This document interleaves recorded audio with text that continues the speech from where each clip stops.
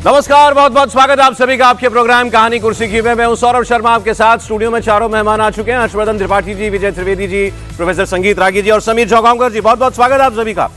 आज खबरों में शुरुआत करेंगे फिल्म धुरंधर से। आप में से बहुत से लोगों ने शायद देख ली होगी, बहुत से लोगों ने टिकट बुक कराई होगी। रणवीर सिंह की फिल्म धुरंधर पार्ट 2 रिलीज हो गई है और बॉक्स ऑफिस पर कमाल मचा रही है। इसने सारे रिकॉर्ड तोड़ दिए। फिल्म ने 97 करोड़ रुपए की ओपनिंग से एक इतिहास रचा है। 3 घंटे 49 मिनट की फिल्म है, मतलब 4 घंटे लंबी पिक्चर। सारे शो इसके हाउसफुल जा रहे हैं। मैंने तो अभी स्टूडियो में पहुंचते हुए एक सहयोगी से पूछा, भाई देखा फिल्म आपने? उन्होंने कहा टिकट ही नहीं मिल रही है।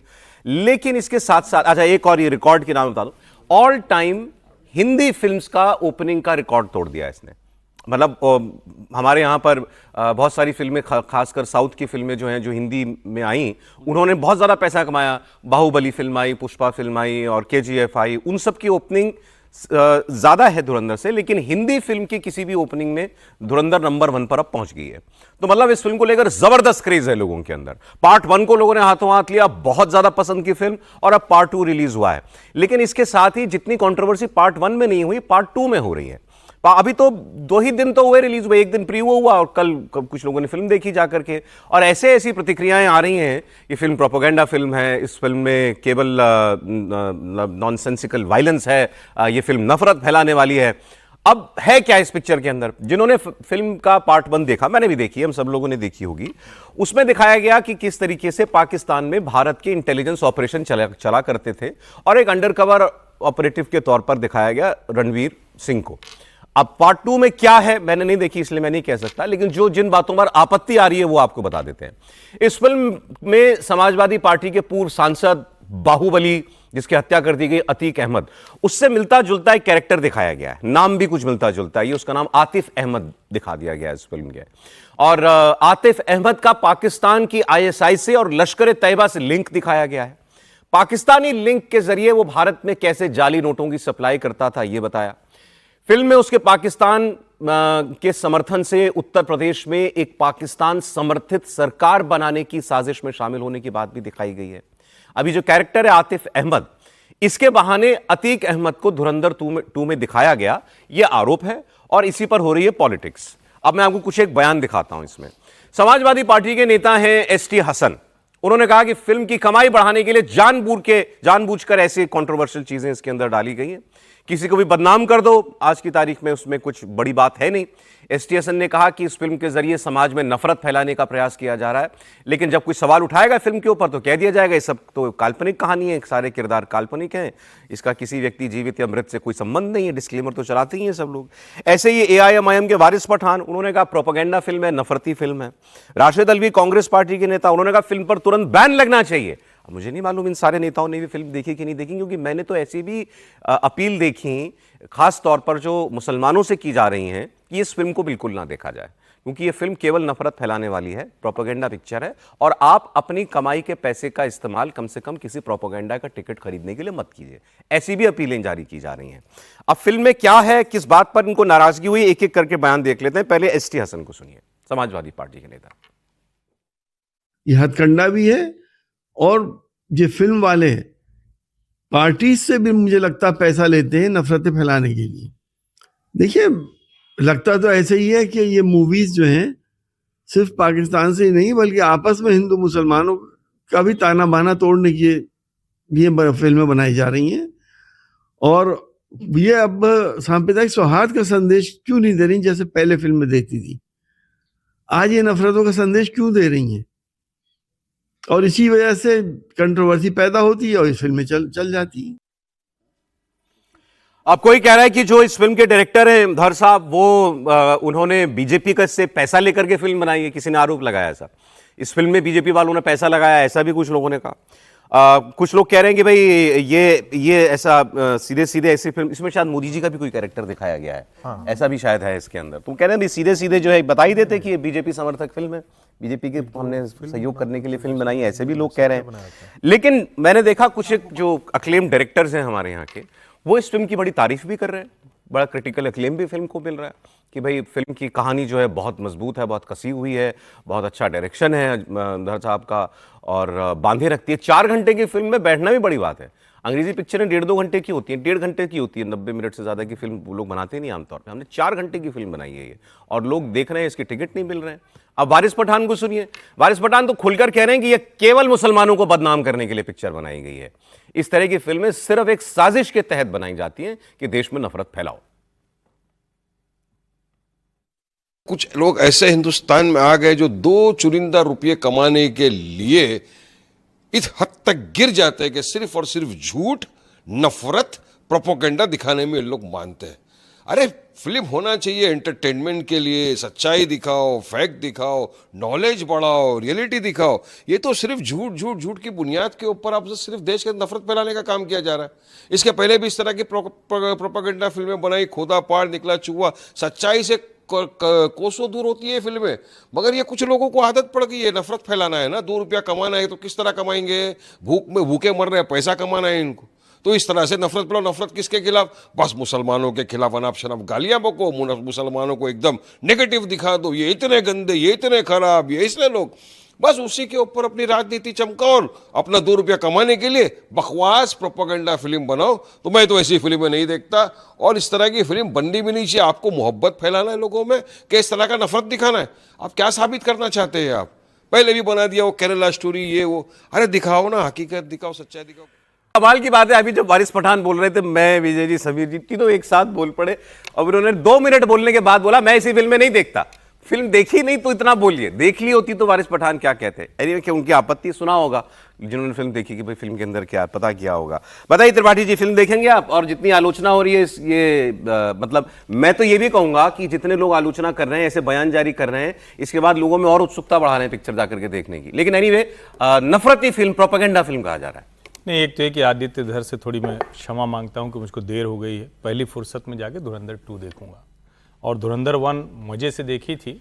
और मुझे ध्यान में है कि पिक्चर हॉल में आप जाइए तो आपको अलग अलग तरह के दृश्य दिखते हैं। मोबाइल पे कोई देख रहा होता है, किसी का फ़ोन आ जाता है तो बात कर लेता है, 2-3 बार लोग बाहर निकल के चले जाते हैं, कोई लोग आए हैं, जोड़े आए हैं तो अपने में ही व्यस्त रहते हैं, मतलब फिल्म पे ध्यान कम रहता है। धुरंधर जो मैंने देखा, उस फिल्म में सबका फोकस सिर्फ स्क्रीन की तरफ था, और क्या कमाल की फिल्म बनाई। ठीक है, वो बच्चों के देखने के लिए नहीं है क्योंकि उसमें वायलेंस है, उसमें अब्यूज है, उसमें बहुत कुछ है।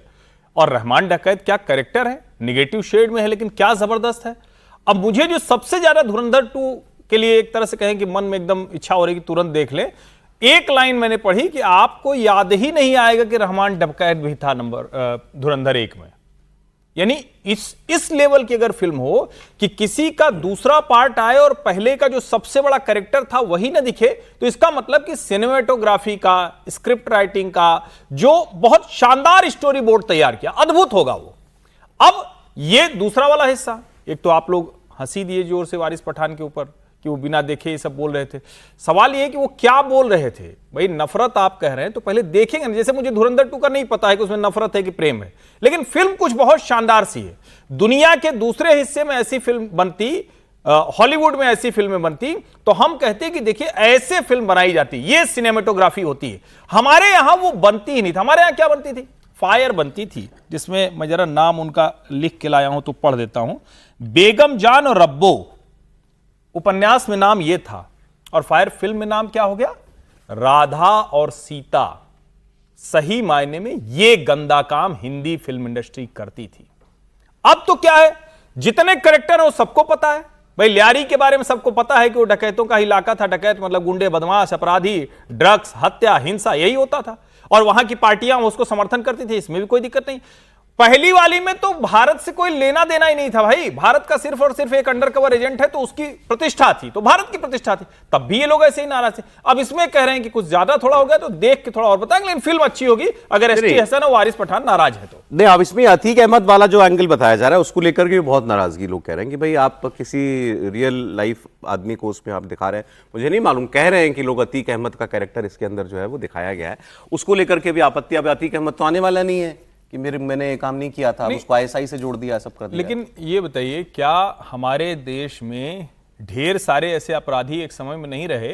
बिहार से शुरू होता था, हमारे पूर्वी उत्तर प्रदेश जाते हुए नेपाल के रास्ते आईएसआई से कनेक्शन होते थे। कहां से AK-47 AK-56 लोगों के पास आती थी? क्या हवा में ऐसे गिर जाती थी? बारिश होती थी क्या? क्या लोगों को नहीं पता है किस तरह के कनेक्शंस थे?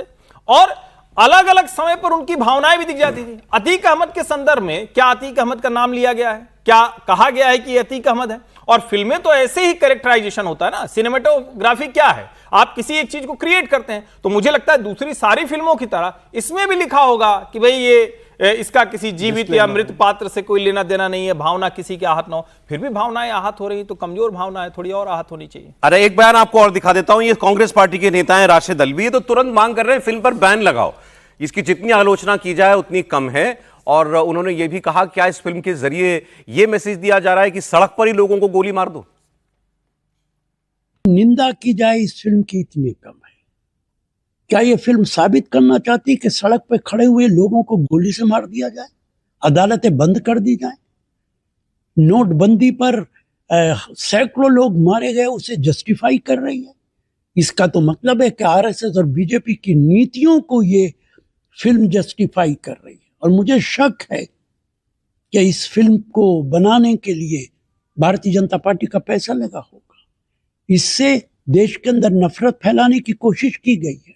और जब से भारतीय जनता पार्टी की सरकार आई है, लगातार इस तरीके की फिल्में बनाई जा रही हैं। मेरी डिमांड है, मेरा मुतालबा है, इस फिल्म पे पाबंदी लगनी चाहिए।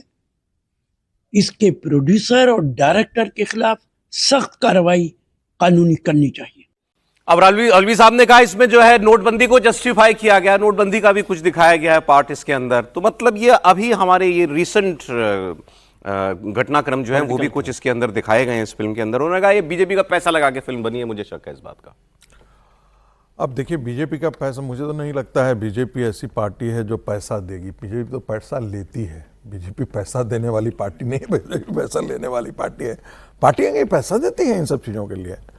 दूसरी बात जो सबसे महत्वपूर्ण है, मुझे लगता है कि इसको देखना चाहिए। और क्यों देखना चाहिए, मैंने राम गोपाल वर्मा की टिप्पणी पढ़ी कल, और बहुत तारीफ की उन्होंने कहा आप भूल जाइए शोले। आप शोले की, आपने शोले एक जो जब फिल्म आई थी तो एक अद्भुत इतिहास रचा था।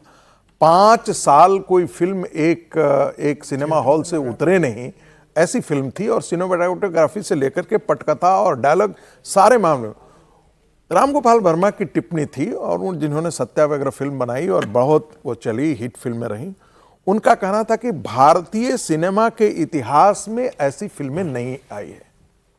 मैंने दूसरी एक टिप्पणी पढ़ी, अखबार में पढ़ रहा था। लंदन में एक हाइड पार्क है, बड़ा फेमस पार्क है। वहां पर मैं पिछले 2 साल पहले गया था।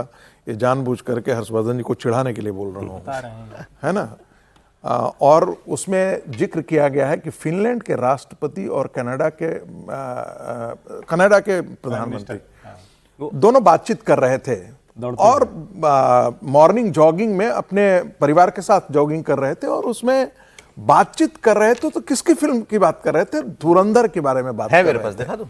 है मेरे पास। अच्छा है। आप दिखा दीजिए, दिखा दीजिए वो जरा, कनाडा के प्रधानमंत्री और फिनलैंड के प्रधानमंत्री। ये अब इसको आप भारत की सॉफ्ट पावर कहिए या इस फिल्म की ताकत कहिए, इस फिल्म का क्रेज कहिए, वो सही कह रहे हैं। वो दोनों दो प्रधानमंत्री दौड़ रहे हैं। कनाडा वाले पूछते हैं उनसे कि अरे आप भी दोनों भारत होके गए ना कुछ वक्त पहले, तो वो कनाडा वाले फिनलैंड वालों से पूछते हैं अरे आप अभी भारत से आए, आपका इंस्टाग्राम कैसा चल रहा है? भारत आए तो मतलब भारत इंस्टाग्राम में हमारे बहुत ज्यादा लोग जुड़े हुए हैं। उन्होंने कहा जबरदस्त चल रहा है जब से मैंने धुरंधर की तारीफ कर दी है। सुनिए जरा। How was your Insta fame in India? In India, it was huge after I said I watched Durandar. I mean, that's what I realized. But yeah. जब से धुरंधर देखिए तब से बहुत जबरदस्त फॉलोइंग बढ़ गई मेरी इंस्टाग्राम पर। नहीं, आप ये देखिए, आपने सही कहा कि भारत के सॉफ्ट पावर का मैंने क्या, पहले हम लोग क्या कहते थे?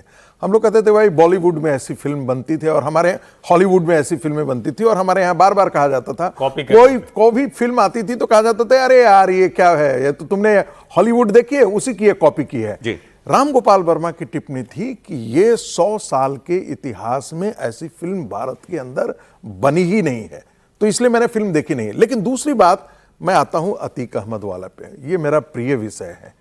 भारत के सभी लोगों को, हिंदुओं को खास करके जरूर जाना चाहिए, देखना चाहिए कि भारत के अंदर एक पनपता हुआ पाकिस्तान कैसे भारत के अंदर है। और मुस्लिम समाज, सारा मैं मुसलमानों को नहीं कह रहा, लेकिन मुस्लिम समाज के अंदर कैसे, पाकिस्तान एक विचार है, ध्यान रखिएगा, पाकिस्तान सिर्फ एक देश नहीं है, पाकिस्तान एक मुसलमानों के अंदर पलने वाला एक विचार है जो इस आजाद भारत में अभी भी पलता है, मुसलमानों के एक बहुत बड़े वर्ग में पलता है। सारे मुसलमान उसमें शामिल नहीं है। अतीक अहमद जैसे, ओवैसी जैसे, ओवैसी की पार्टी जैसे, मुस्लिम लीग जैसे, पीएफआई जैसे, ये ऐसे गद्दारों की पूरी लिस्ट है जो इसी प्रकार का पाकिस्तान इस देश में पल रहा है और आपके देश को अंदर से कितना खोखला कर रहा है आप इससे जानिए कि यही कारण है कि सीएए के खिलाफ सड़कों पर विद्रोह होता है। यही वो पाकिस्तान पल रहा है जो ईरान युद्ध में सड़कों पर उतर करके उनके लिए प्रदर्शन आपने करता है। भी बड़ी टिप्पणी बिना फिल्म देखे कर दी, लेकिन देखिए, मैंने उस टिप्पणी पर टिप्पणी की है। मैंने ये नहीं कहा कि मैंने फिल्म देखी है, मैंने वो कहा कि यदि ऐसा है तो मैंने एक राइडर लगाया है, मैंने जानबूझ करके ऐसा लगाया है, यदि ऐसा है तो सभी को देखना चाहिए। और इसके बारे में चूंकि मैंने पढ़ा है, मैंने लिखा है, इसलिए मैंने कहा उनको जरूर देखना चाहिए, क्योंकि जो फिल्म है धुरंधर 1 या और 2 दोनों सच्चाई में तो कुछ ऐसा था नहीं कंट्रोवर्सी करने जैसा, वो तो पृष्ठभूमि भी मतलब भारत की जमीन भी नहीं दिखाई गई उसमें। सिर्फ इतनी बात थी कि पटकथा जो लिखी गई थी वो सच्चाई पर आधारित थी। ठीक है सर, अब ये सच्चाई पर अब कहा कि ऐसा प्रोपेगेंडा फिल्म है ये, ऐसा अभी पिछले कुछ वर्षों में कई फिल्में आई उनके बारे में ऐसा कहा गया। केरला स्टोरी आई जिसमें बताया गया कैसे बरगला कर हिंदू लड़कियों को कन्वर्ट करके आईसिस पे भेजा गया, या कश्मीर फाइल्स आई जिसमें कश्मीरी पंडितों का कैसे वहां से पलायन हुआ, उसको भी प्रोपेगेंडा फिल्म कहा गया। फिर एक बंगाल फाइल्स बनाई उन्हीं डायरेक्टर ने कि बंगाल में पार्टीशन के वक्त क्या हुआ था, कितना कत्लेआम हुआ था, उसको भी प्रोपेगेंडा फिल्म बताया गया। इसको भी उसी कड़ी में बताया जा रहा है आगे। सर नहीं, ऐसा तो है नहीं कि प्रोपेगेंडा फिल्म नहीं बनती हो, लेकिन मैं हमेशा से इसी राय पर रहता हूँ कि एक आर्टिस्टिक फ्रीडम के साथ फिल्मों को देखना चाहिए। आपको पसंद हो, आपको ना पसंद हो, दोनों बातें होती है और हर चीज़ का एक प्रोपेगेंडा होता है। अभी मैं एक डायरेक्टर साहब थे जो बड़ी फिल्में बनाते हैं, तो उनके इंटरव्यू कर रहे थे, शायद हर्ष जी भी उस प्रोग्राम में थे, तो हम लोग चर्चा कर रहे थे। तो मैंने कहा प्रोपेगेंडा फिल्म आजकल ज़्यादा बनती है, तो उनका हर डायरेक्टर का एक प्रोपेगेंडा होता है, एक वो होता है नैरेटिव होता है कि किस बात को वो ले जाना चाहता है और वो उस बात को ले जाता है। अब वो प्रोपेगेंडा आपके लिए पॉजिटिव हो सकता है, किसी के लिए नेगेटिव हो सकता है। तो ये आर्टिस्टिक फ्रीडम के लिए इतनी बात होनी चाहिए। वो किसी दिन आप करणी सेना सिनेमा हॉल जलाने की बात करती है, पोस्टर जलाने की बात करती है, कभी दीपिका पादुकोण की फिल्म को लेकर कुछ लोग और हंगामा करते हैं। उस समय आपको फिल्मों को आर्टिस्टिक फ्रीडम नहीं लगती है, आज आपको आर्टिस्टिक फ्रीडम लग रही है। तो ये सब चीज़ें ऐसी चलती है। धुरंधर 2 भी मैं समझता हूँ जिनको देखनी है वो देखें, जिनको नहीं देखनी है वो ना भी देखें, और जो प्रतिक्रिया दे रहे हैं वो दे दें। मैं तो इसको आर्टिस्टिक फ्रीडम से ज़्यादा नहीं समझता, लेकिन मैं इटालियन साइकोलॉजिस्ट हैं दुनिया के 2-3 बड़े लोग, उनको पढ़ रहा था बहुत पहले। तो उन्होंने कहा कि प्रोपेगेंडा का या जो अपना नैरेटिव है उसको सॉफ्ट नैरेटिव की तरह से प्रोपेगेट करने का सबसे बेहतर तरीकों में है एक फिल्म, आर्ट और मीडिया। उसका यूज़ सरकारें अक्सर करती हैं जी। और उसका बड़ा फायदा यह है कि आप सरकार उसमें सीधे सीधे से नहीं आती, वो उस आर्टिस्टिक फ्रीडम का इस्तेमाल करते हुए अपनी आइडियोलॉजी को आगे प्रोपेगेट करती है। यह हमेशा दुनिया भर में होता रहा है, दुनिया भर में होता रहा है, और वही चीज़ें हो रही हैं, पहले भी होती थी, आज भी हो रही हैं। अब कितना उस प्रोपेगेशन प्रॉब्लम क्या, मैं आपको मेन प्रॉब्लम मैं आपको बताता हूँ। मेन प्रॉब्लम तब आती है जैसे क्यों मुस्लिम समाज से जुड़े हुए लोग जो हैं, जो नेता भी हमने आपको दिखाया, बहुत सारे मौलानाओं को भी मैं देख रहा था, वो भी इसको क्रिटिसाइज कर रहे हैं कि अब आपको फिल्म में टेररिज्म दिखाना है, भारत इस्लामी टेररिज्म का अगर शिकार है तो आप उसमें जो किरदार दिखाओगे वो मुसलमान दिखाओगे, तो कहा जाता है आप मुसलमानों को बैड लाइट में दिखा रहे हो। अब अतीक अहमद वो माफिया था, गैंगस्टर था मुसलमान, अगर आप अतीक अहमद का ऐसा ही कनेक्शन दिखाओगे तो ये कहा जाएगा कि आप इसमें फिर मुसलमान को दिखा रहे हो। इसको भी छोड़िए, आप हिस्ट्री में जाइए, पद्मावत पिक्चर आई थी ना जिसमें वो दिखाया था उधर से आया हुआ वो लुटेरा, तो जिसको दिखाया था।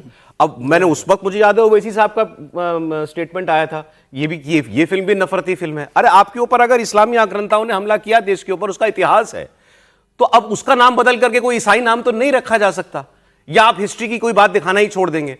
तो ये है प्रॉब्लम। आज जो सवाल उठ रहे हैं वो ये कि आप मुसलमानों को जरूरत क्यों पड़ गई, ये भी है ना सर। अब फिर वही बात है, अब वो कोई मतलब ये सवाल लोगों का है कि इस तरह का सवाल कि आज इसकी जरूरत प्रोड्यूसर ने, डायरेक्टर ने एक कहानी चुनी, ये तो उसकी फ्रीडम है ना। हाँ, इसलिए तो मैंने कहा कि आर्टिस्टिक फ्रीडम, लेकिन आप पहले ही आ गया। अब उस पर यह एतराज किया जाए कि इसमें मुसलमानों को आप खराब रोशनी में दिखा रहे हैं। एक बार समीर जी की बात आ रही है। उसमें जो लाइन आपने इसमें दिखाई है कि पाकिस्तान समर्थित सरकार बनाने की बात, पाकिस्तान समर्थित सरकार बनाने की बात तो आर्टिस्टिक फ्रीडम का हिस्सा नहीं है ना, वो प्रोपेगेंडा का हिस्सा है। विजय जी की बात से एक चीज निकल सका है कि 70 साल मैंने भारतीय जनता पार्टी की सरकार का आने से पहले जो कांग्रेस बनाती थी वो वामपंथी लेफ्ट लिबरल का ही समूचा नैरेटिव था, वो सारी फिल्मों में डाला क्या गया कहना है इस क्रिटिसिज्म पे आपको?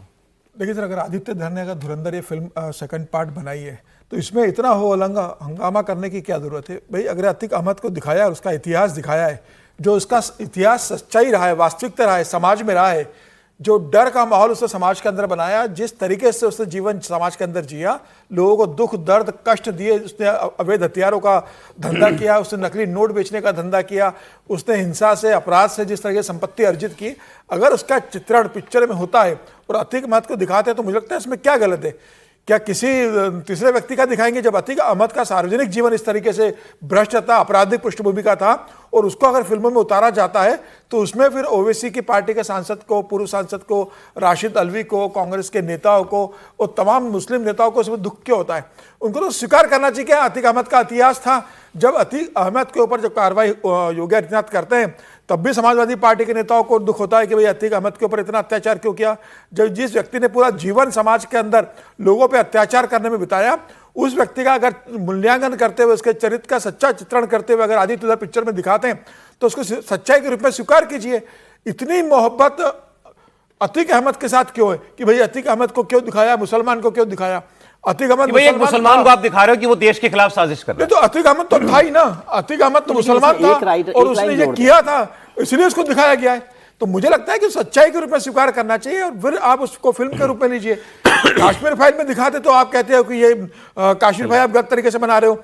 अगर बंगाल फाइल बनते तो आप कहते हो कि बंगाल फाइल में किसी का आप गलत तरीके से दिखाने की कोशिश कर रहे हो। जो सच्चाई रही है, सच्चाई को आदित्य धर ने दिखाया है और मुझे लग रहा है फिल्म देखना चाहिए। अभी तक मैंने देखी नहीं है, मैं कोशिश करूंगा देखने के लिए। मुझे लगता है एक लाइन आपकी आजा सर, मैं केवल एक लाइन ये कह रहा हूं कि ये जो प्रतिक्रिया है ना, बिल्कुल ठीक प्रतिक्रिया, लेकिन क्या यही प्रतिक्रिया हम सब फिल्मों पे देते हैं? जब धुरंधर पंडित आती है, जब वो करणी सेना के लोग प्रतिक्रिया, तब तो आप कहते हैं कि ये भावनाओं का ध्यान रखना चाहिए प्रोड्यूसर को, डायरेक्टर को। नहीं तो इसमें जो सच्चाई है ये भी तो बात है ना। नहीं, सच्चाई तो सब सच्चाई होती है, भावनाएं किसकी आधार होती है, इसको ध्यान रखने की बात है। बाकी फिल्म देखने के बाद भी कुछ बोलेंगे आप लोग। सर देखिए, पंडित की तुलना आप इससे नहीं कर सकते। जो इस्लामिक बहुत सारी फिल्में आ गई, मैं नाम नहीं जानता क्योंकि मैं फिल्में कम देखता हूं, मैं इस समय नहीं पढ़ता, लेकिन बहुत सारे लोग प्रदर्शन करते रहे ना देश में। मैं एक लाइन सिर्फ कह रहा हूं, इसमें कौन सा रंजन नेगी को कबीर खान दिखा दिया गया है चकदे की तरह? आप भी सारे एक ही किस्म के उदाहरण लाए हैं, बताइए ना मुझे आप। रंजन नेगी की जगह कबीर खान को कहां चकदे का वो 90 मिनट है तुम्हारे पास, कहां कर दिया गया है? बेईमानी तो नहीं की गई है ना। ये तो एक कैरेक्टराइजेशन है, उसमें आपको लग सकता है थोड़ा अतिरेक है, इससे ज्यादा क्या है? और शानदार फिल्म बनी, देखिए। अगली खबर मैं आपको बता रहा हूं, इस पर हमने काफी समय दिया। अगली खबर देखिए साहब, जुड़ी हुई है राहुल गांधी से और उत्तम नगर में। आपको मालूम है कि पीछे अभी एक घटना हुई थी कुछ दिनों पहले, होली के दिन। उसमें एक लड़के तरुण की हत्या कर दी गई। आरोप लगा कुछ एक मुस्लिम परिवार के ऊपर, पड़ोसी हैं, आमने सामने रहने वाले परिवार हैं। अब इसको लेकर के राहुल गांधी का स्टेटमेंट आया है, वो मैं आपको बता रहा हूं। राहुल गांधी ने कहा है कि उत्तम नगर में लोगों ने हिंसा की भारी कीमत चुकाई है। एक जवान लड़के तरुण की जान चली गई, दूसरी तरफ पूरा परिवार एक दूसरा परिवार उत्पीड़न का सामना कर रहा है। वो दूसरा परिवार वो जो मुस्लिम फैमिली है उसके लिए कह रहे हैं, जिसके ऊपर आरोप लगा कि उन्होंने मारा इस लड़के को। उन्हें और खून खराबा नहीं चाहिए। खून खराबा केवल बीजेपी और उसका इकोसिस्टम चाहता है, जो नफरत के तवे पर हिंसा की रोटी सेकने के हर मौके का फायदा उठाता है। वो चाहते हैं कि देश हिंदू मुसलमान में उलझा रहे ताकि लोग ये ना पूछ सकें कि आखिर प्रधानमंत्री ने देश की रक्षा, ऊर्जा सुरक्षा, खाद्य सुरक्षा, सामरिक संप्रभुता को अमेरिका के हवाले क्यों कर दिया। इसलिए दिन दहाड़े देश की राजधानी में फिर से दंगों जैसे हालात खड़े करने की कोशिश की जा रही है। दिल्ली वालों से अनुरोध, किसी बहकावे में ना आए। मैं यहां हो क्या रहा है, मैं आपको ये बता दूं कि होली के दिन हुआ एक तो ये मामला, और ये बताया जो आरोप जिस तरुण के परिवार का कहना है कि बच्चे ने ऊपर से गुब्बारा फेंक दिया था, मुस्लिम परिवार की एक महिला पर छींटे पड़ गए, यहां से विवाद शुरू हुआ। तरुण लौट रहा था मोटरसाइकिल से, लोगों ने घेर के उसको इतना पीटा कि वो मर गया। मुस्लिम परिवार ये कह रहा है कि ऐसा कुछ नहीं हुआ था, ये झूठी कहानी बताई गई है, झगड़ा हुआ था हाँ, लेकिन ये लड़का जो है वो जिम से अपने और दोस्तों को लेकर के आया था हमको मारने के लिए, तो वहां झगड़ा हुआ, उस झगड़े में ये मारा गया। एक्शन के नाम पर यह हुआ कि बुलडोजर चल गया, एमसीडी ने कहा ये जो मुस्लिम परिवार का मकान है इसका हाथा बाहर निकला हुआ है, उसका घर का एक हिस्सा जो है वो तोड़ दिया गया। लगातार वहां पर हिंदू संगठन जाकर के जमावड़ा किए हुए हैं और उनका कहना है कि जो लोग फरार हैं उनको जल्द से जल्द पकड़ा जाना चाहिए। इतना ही नहीं, वो कह रहे हैं उनका एनकाउंटर होना चाहिए और वो ये कह रहे हैं बार बार कि योगी जी जैसा इंसाफ हमको यहां पर चाहिए। बार बार ये भी आरोप लगाया जा रहा है। उसमें से कुछ लोग ऐसे भी बयान दे रहे हैं हमारी होली खराब की है, हम ईद भी नहीं मनाने देंगे। उस पर राहुल गांधी का स्टेटमेंट है। त्रिपाठी जी बोलिए। नहीं, मैं तो ये जो आप बाकी बातें कह रहे हैं तो उस सब पे तो मैं टिप्पणी नहीं करूंगा, विद्वान लोग और करेंगे। मुझे तो सचमुच अब चिंता होने लगी है भाई राहुल गांधी जी की। राहुल गांधी कह रहे हैं कि वो उसको मार दिया गया, उसका उत्पीड़न हो रहा है। जिस व्यक्ति को होली जैसे त्योहार पर हुई इस बर्बर नृशंस हत्याकांड पर सच लिखने का साहस न हो, वो नेता प्रतिपक्ष हैं हमारे, और वो करेंगे, दो लोगों के बीच में सौहार्द करेंगे। सौहार्द तब होता जब वो कहते कि उस परिवार ने जो कुछ किया वो गलत किया, उसके खिलाफ है और हिंदू मुस्लिम नहीं होना चाहिए, तब ये बात समझ में आती। लेकिन वो तो क्या करें, वो मार दिया गया। अरे भाई उसकी हत्या की गई, उसकी जिस तरह से हत्या की गई, किसी को रंग पड़ जाए, छींट पड़ जाए, उस पर अगर कोई खून निकाल दे, इससे खतरनाक कुछ हो सकता है क्या? और सबके बाद इनको सुबह उठते याद आता है कि देखो ट्रंप ने पीएम मोदी को वो कुछ कह दिया है फोन करके, इसीलिए सारी घटनाएं जितनी देश में हो रही हैं वो सब उसी की वजह से हो रही है। यानी छींटा भी पीएमओ ने कहा होगा छींटा मारो, फिर दूसरा अमित शाह के यहां से फोन आया होगा अच्छा ठीक है तरुण को मरवा दो। क्या तमाशा है भाई, कैसे क्या नेता प्रतिपक्ष की बुद्धि विवेक पर संदेह हो।